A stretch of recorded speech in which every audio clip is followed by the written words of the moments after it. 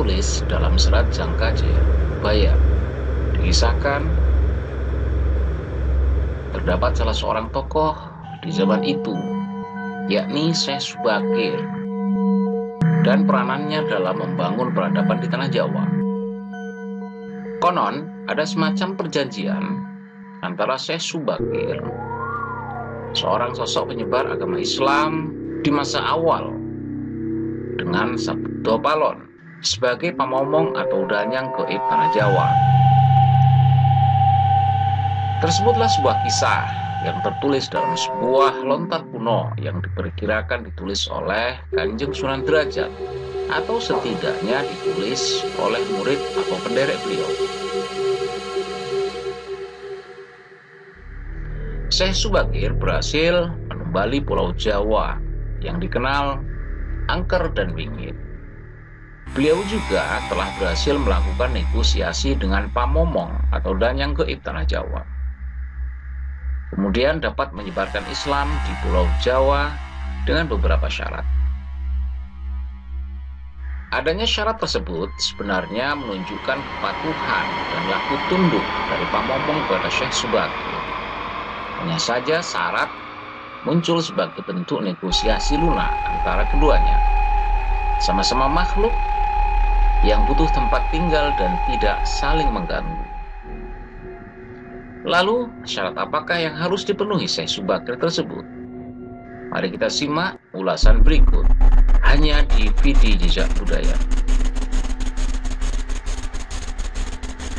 Nama Syekh Subakir tidaklah asing lagi bagi kita. Beliau merupakan ulama generasi pertama Wali Songo yang dikenal sebagai tokoh yang berhasil menumbali Pulau Jawa yang terkenal wingit dan super angker. Beliau juga berhasil bernegosiasi dengan danyang tanah Jawa yang oleh sebagian orang dipahami sebagai pelindung gaib Pulau Jawa. Lantas, beliau menyebarkan Islam dengan syarat hasil negosiasi sebagai pengingat.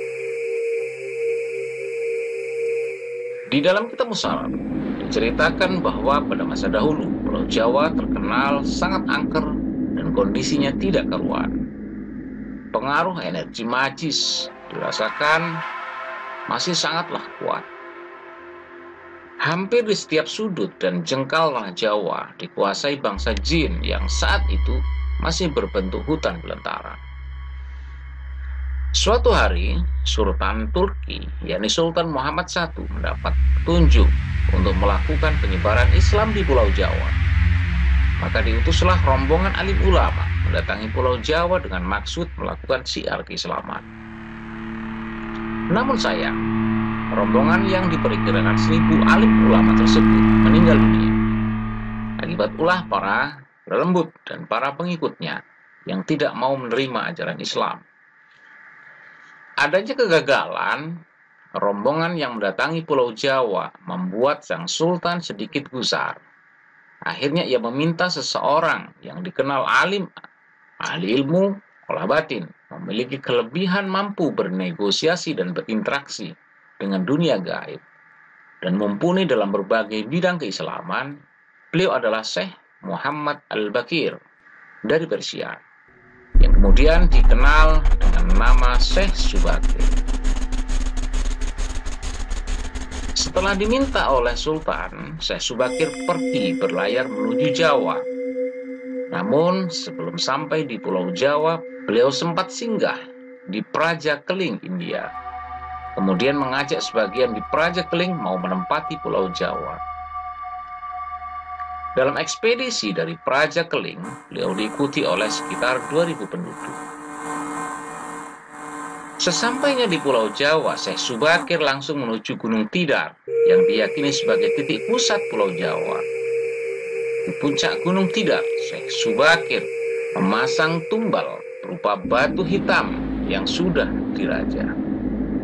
Tumbal tersebut dikenal dengan Aji Kolocokro yang mampu menetralisir daya magis dari bangsa jin. Selama 3 hari 3 malam, batu tersebut mengeluarkan hawa yang sangat panas yang memaksa para lelembut menyingkir ke laut selatan Jawa. Kegegeran di dunia goib pun mengusik ketenangan Semar Bodronoyo, sang danyang tanah Jawa, yang selama ribuan tahun usuk bertapa. Selanjutnya terjadilah adu kekuatan antara Syekh Subakir dengan Ki Semar selama 40 hari 40 malam. Dan konon Sabdo Palon kewalahan dalam adu kesaktian. Sebab adu kuat ini, akhirnya Ki Semar menawarkan sebuah perundingan kepada Syekh Subakir yang mana menghasilkan sebuah perjanjian yang terkenal dengan Perjanjian Sabdo Palon. Syekh Subakir menyampaikan maksud kedatangan beliau ke tanah Jawa guna menyebarkan agama Islam. Kemudian Ki Semar memperbolehkan Syekh Subakir menyebarkan agama Islam. Sabdo Palon mensyaratkan beberapa poin dalam upaya menyebarkan agama Islam di tanah Jawa. Syarat-syarat tersebut pun disetujui oleh Syekh Subakir. Berikut adalah dialog antara Sabdo Palon dengan Syekh Subakir yang terjadi di atas Gunung Tidar, yang kami sajikan dalam bentuk imajinatif. Seperti inilah dialog.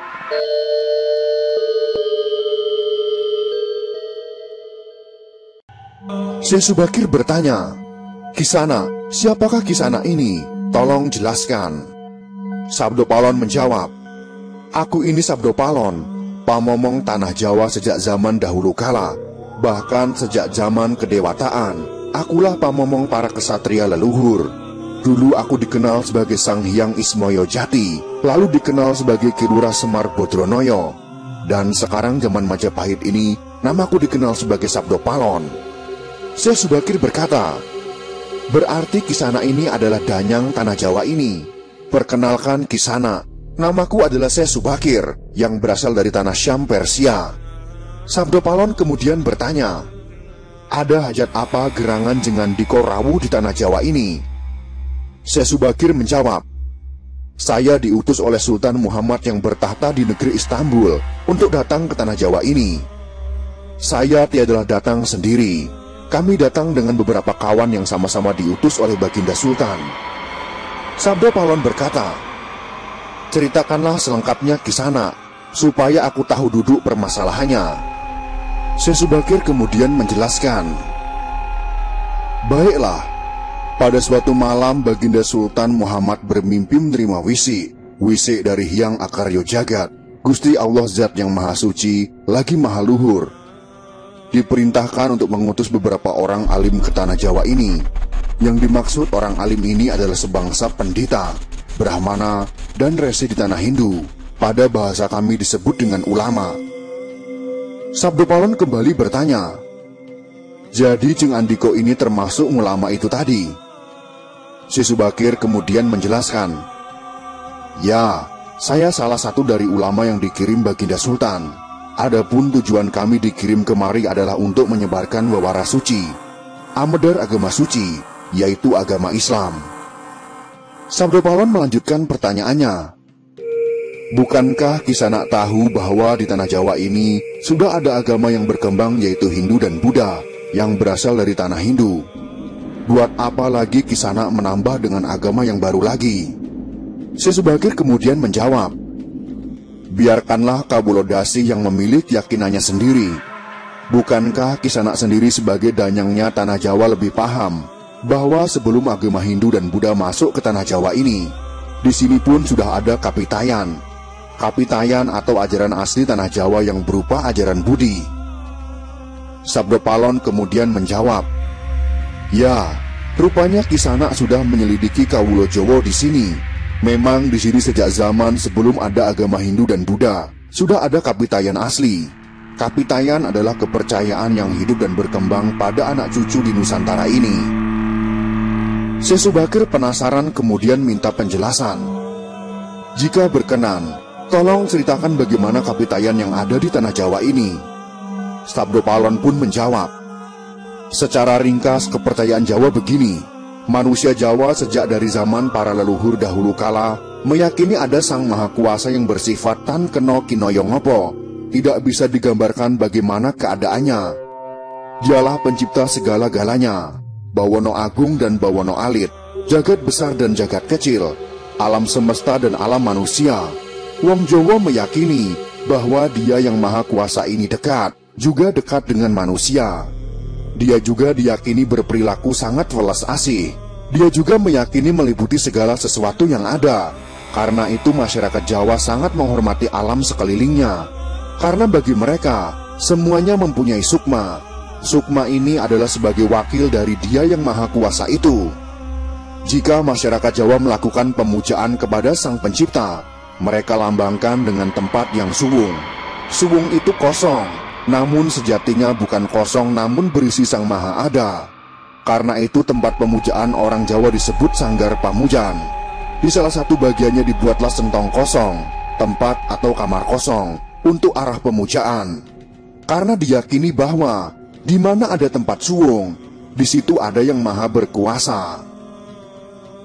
Syekh Subakir kemudian berkata, "Nah, itulah juga yang menjadi ajaran agama yang kami bawa, untuk memberi ageman yang menegaskan itu semua, bahwa sejatinya di balik semua yang mewujud ini, ada Sang Wujud Tunggal yang menjadi pencipta, pengatur, dan pengayom alam semesta. Wujud Tunggal ini dalam bahasa Arab disebut Al-Ahad. Dia maha dekat kepada manusia, bahkan lebih dekat Dia daripada urat leher manusianya sendiri. Ajaran agama kami menekankan budi pekerti yang agung, yaitu menebarkan welas asih kepada alam gumebyar, kepada sesama titah atau makhluk. Lihatlah Sang Danyang, betapa sudah rusaknya tatanan masyarakat Majapahit sekarang. Bekas-bekas perang saudara masih membara, rakyat kelaparan, perampokan dan penindasan ada di mana-mana. Ini harus diperbaharui budi pekertinya." Sabdo Palon kemudian berkata, "Aku juga sedih sebenarnya memikirkan rakyatku. Tatanan sudah bubrah, para pejabat negara sudah lupa akan dharmanya. Mereka saling sikut untuk merebutkan jabatan dan kemewahan duniawi. Para pandito juga sudah tidak mampu berbuat banyak. Orang kecil salang tunjang mencari pegangan. Zaman benar-benar zaman edan." Syekh Subakir kemudian berkata, "Karena itulah mungkin Sang Maha Jawata Agung menyuruh Sultan Muhammad Turki untuk mengutus kami ke sini. Jadi wahai Sang Danyang Tanah Jawa, izinkanlah kami menebarkan wewara suci ini di wewengkon kekuasaanmu ini." Sabdo Palon kemudian menjawab, "Baiklah jika begitu, tapi dengan syarat-syarat yang harus kalian patuhi." Syekh Subakir kemudian bertanya, "Apa kiranya syarat itu wahai Sang Danyang Tanah Jawa?" Sabdo Palon kemudian memaparkan syarat-syaratnya. Yang pertama, jangan ada pemaksaan agama, dharma atau kepercayaan. Yang kedua, jika hendak membuat bangunan tempat pemujaan atau ngibadah, buatlah yang bangunan luarnya nampak gaya Hindu Jawa, walau isi dalamannya Islam. Yang ketiga, jika mendirikan kerajaan Islam, maka ratu yang pertama harus dari anak campuran. Maksud campuran adalah jika bapaknya Hindu, maka ibunya Islam. Jika bapaknya Islam, maka ibunya harus Hindu. Yang keempat, jangan jadikan wong Jawa berubah menjadi orang Arab atau Parsi. Biarkan mereka tetap menjadi orang Jawa dengan kebudayaan Jawa walau agamanya Islam. Karena agama setahu saya adalah dharma, yaitu lelaku hidup atau budi pekerti. Hati-hati jika sampai orang Jawa hilang Jawanya, hilang kepribadiannya, hilang budi pekertinya yang adiluhung, maka aku akan datang lagi. Ingat itu, 500 tahun lagi jika syarat-syarat ini kau abaikan, aku akan muncul membuat goro-goro." Syekh Subakir kemudian menanggapi, "Baiklah, syarat pertama sampai keempat aku setujui. Namun khusus syarat keempat, betapapun aku dengan kawan-kawan akan tetap menghormati dan melestarikan budaya Jawa yang adiluhung ini. Namun jika suatu saat kelak karena perkembangan zaman dan ada perubahan, maka tentu itu bukan dalam kuasaku lagi. Biarlah Gusti Kang Akaryo Jagat yang menentukannya."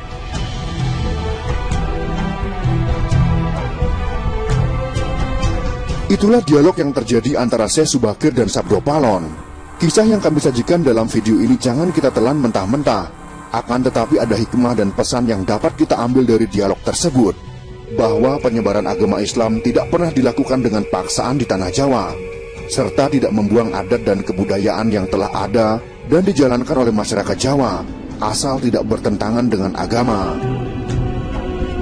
Mungkin karena dialog ini, para ulama menyebarkan agama Islam dengan kearifan lokal, sehingga agama Islam dapat diterima oleh masyarakat Jawa dan menjadi agama mayoritas yang dianut oleh orang Jawa.